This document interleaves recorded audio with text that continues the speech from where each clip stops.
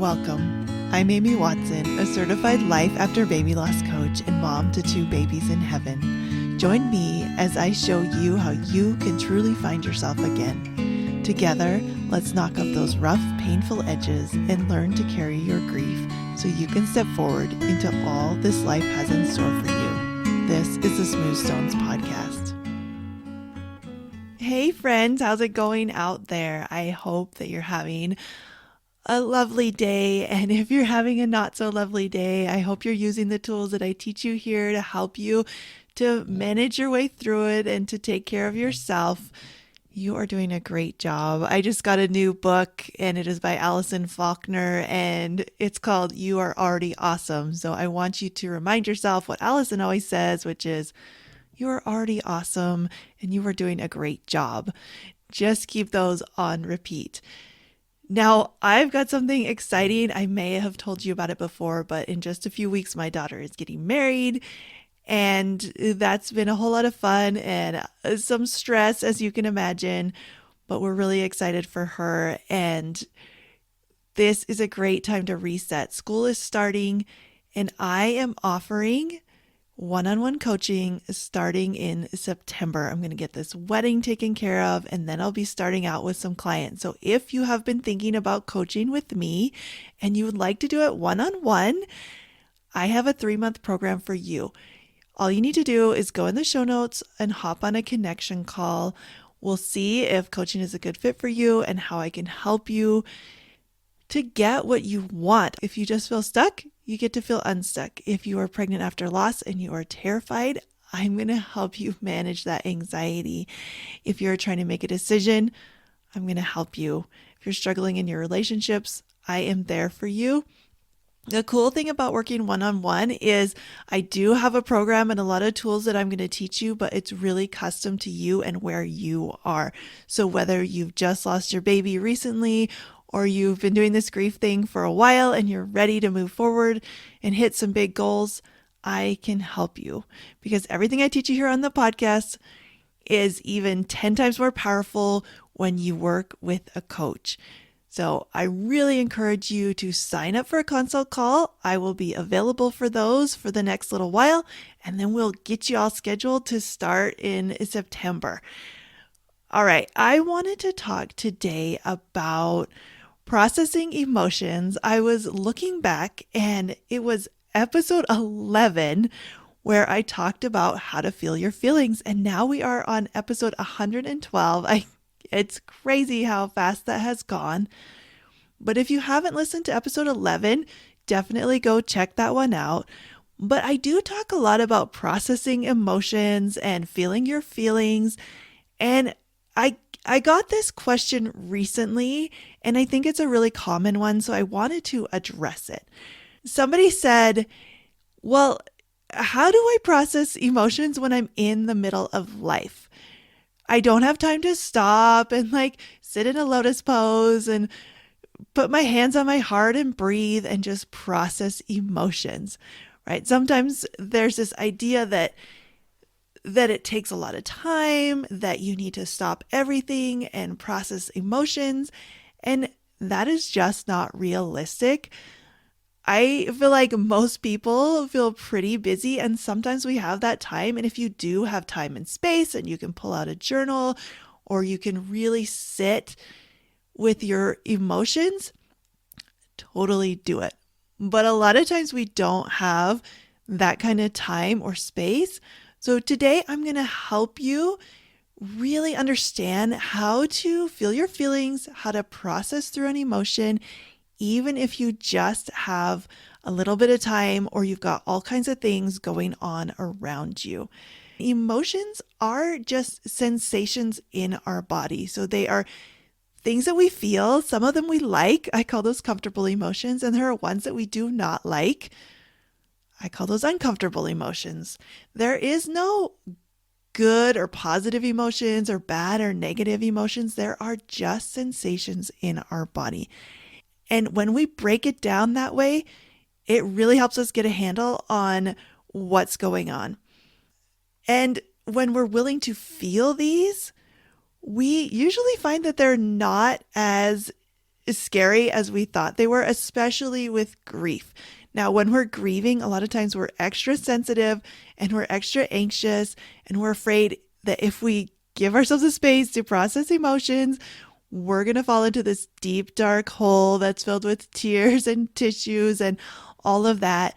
But I promise you, if you learn this skill, you will be able to handle your life so much better. And that is my first point. I really want you to understand. Feeling your feelings is a skill that you can learn. And it's okay if it's clumsy at first. It's okay if it's awkward. It's okay if you feel like you're not doing it right. That's okay. That's part of the process. Anything new that we try is going to feel awkward at first, but the more you practice, the better you'll get. And it is just a skill I wish we could teach everyone in the world, how they could process their emotions instead of reacting, resisting, or avoiding them, because I think that's where so much pain and just heartache comes into life, is when people are acting out on their emotions or suppressing their emotions or avoiding their emotions, right? But we want to learn to allow them. I also was listening to someone teaching who was saying that really, if you let yourself process an emotion, it can take about 90 seconds for it to lessen and dissipate and kind of melt away. And that is the goal, is to let the emotion be there and hopefully just get it to a manageable state so that we can go on with our busy schedules. So here's a few tips on just feeling those emotions and those sensations in your body. So when I say that, it's like if you were to describe your experience of an emotion, could you describe it to a Martian who has never experienced feelings, or like a robot? If you're like an old-timey Star Trek nerd like I was when I was growing up, think about Data on Star Trek. He was this android who was very human-like, but he did not understand emotions. And so he wasn't able to feel them. So a lot of times they had to describe it to him. So if you know who I'm talking about, pretend you're describing how you feel to Data. So if I was feeling anxious, I might say, my breathing is really shallow and high. My heart seems to be moving faster than usual. I have a heavy feeling in the pit of my stomach and it moves around and my body feels flushed and hot. Right? And so you go through that process, and you can call it like a body scan or just really noticing again. Sometimes that seems like it would take a long time, but it doesn't.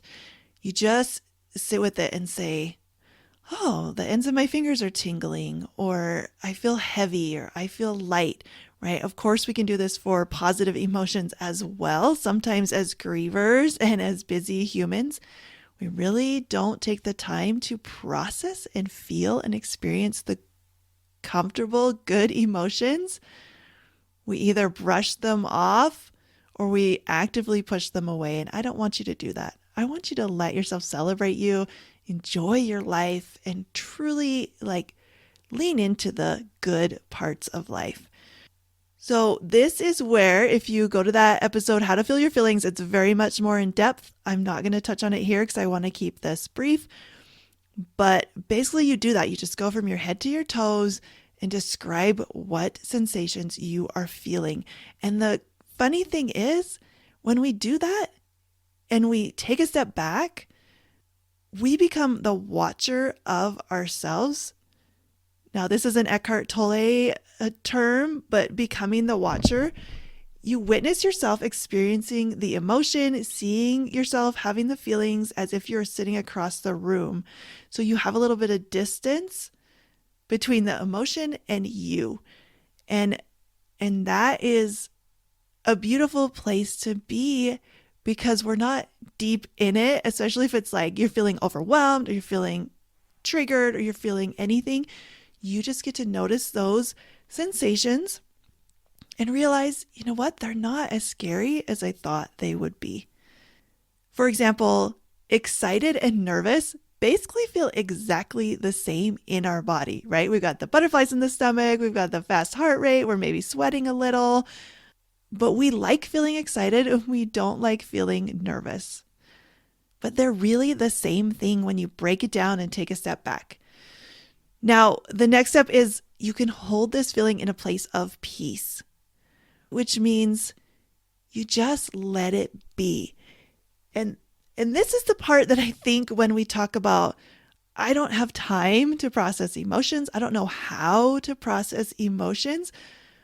When we say hold it in a place of peace, there's no time limit on that. It might just be for a minute, it might be while you are doing things. I know for me, with grief, especially early on after Lauren died, it just was always there. Like that heaviness was always there. The tears were always almost going to fall. I don't think I wore makeup that entire first year because I just thought, why? I'm I'm going to cry. I might cry at any moment, and that's okay. Now, I really don't love wearing makeup, so it was easy for me to do that.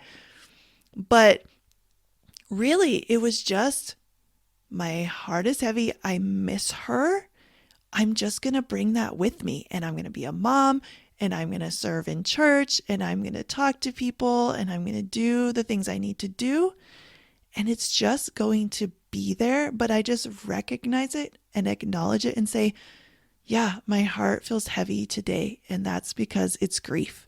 And grief is my friend. Grief is not my enemy. And I'm going to allow it to stay there as long as I need to.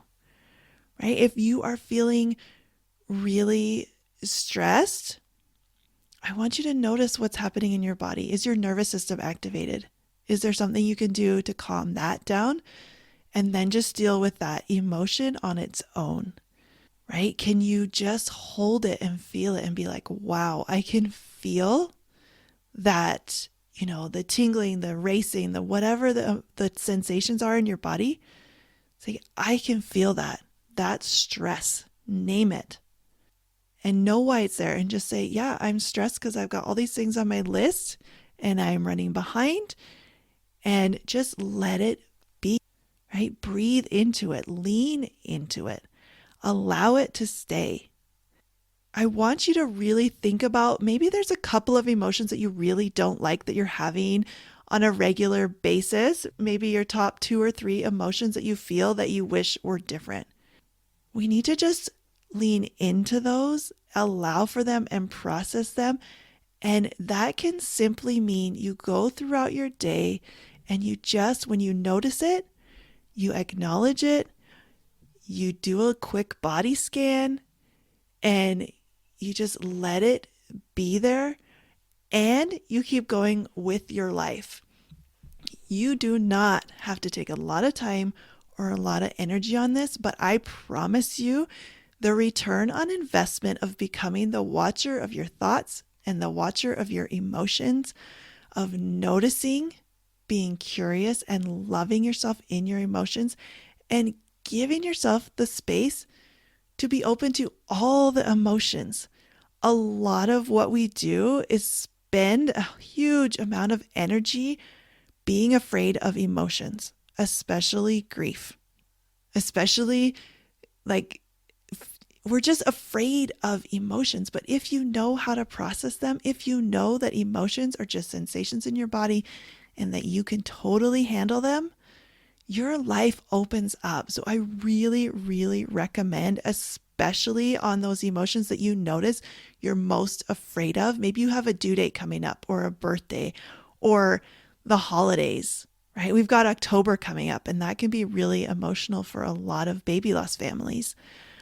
If you notice yourself being afraid, just let go of that resistance, let yourself process the emotion, and do it while you're living life. One doesn't cancel out the other. You do not have to stop, because if that was the case, a lot of us would really have a struggle with that, because I don't know about you, but I just don't have a ton of quiet time. I have 6 living kids. I've got a husband. It's busy. And I can still take the time to notice, oh, I'm kind of griefy today. Or, oh, I'm feeling a little bit embarrassed about something I said yesterday, right? None of that is a problem. I just notice those sensations in my body. I carry them. I process them. I might take a deep breath. I might do something to calm my nervous system and just ground myself. And I keep going on with my day. This is absolutely doable. I would never teach you something that I didn't feel like you could master and that wasn't worth a little bit of time and a little bit of energy, because like I said, the payoff is huge. When you are not afraid of any emotion, you can do anything you want. You know that you can handle anything, and you have that confidence to tackle life after loss. This is what I teach all my clients. This is what I want for you. So come and talk to me, ask me questions, reach out to me on Instagram, or come visit my website, smoothstonescoaching.com. You can do this. You can process emotions with minimal effort and minimal time and just keep building that skill until you feel like, yeah, I've got this. Even on the days where the emotions get the better of you, you're going to process some love for you because you're a human, and being a human is hard sometimes. I'll see you next time. Are you tired of feeling like your baby's death was somehow your fault? Go to smoothstonescoaching.com and get my free mini course, How to Stop Blaming Yourself After Loss.